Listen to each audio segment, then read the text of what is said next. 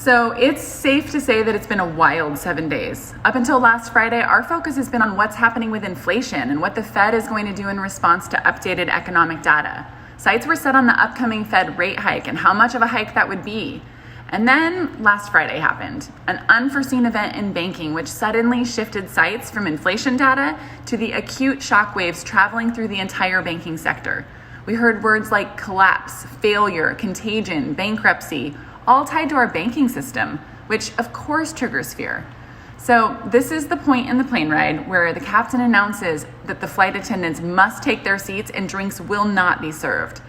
The Fed ultimately tried to get out of the turbulent zone and regain cruising altitude by coming to the rescue with assurance that they will not let the banking system fail. And while that helped a little bit, there's still uncertainty in the market and turbulence remains. Some good news that we saw over the last 7 days is a positive jobs report, a pretty decent consumer price index report, and an encouraging producer price index report.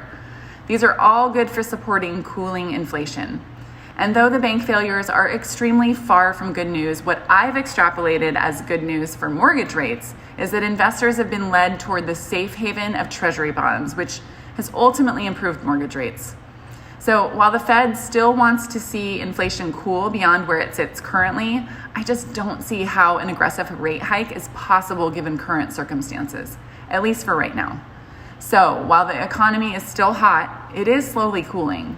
The Fed has warned us that pain will ensue during this process, and I think it's safe to say that pain is underway, and it'll likely continue.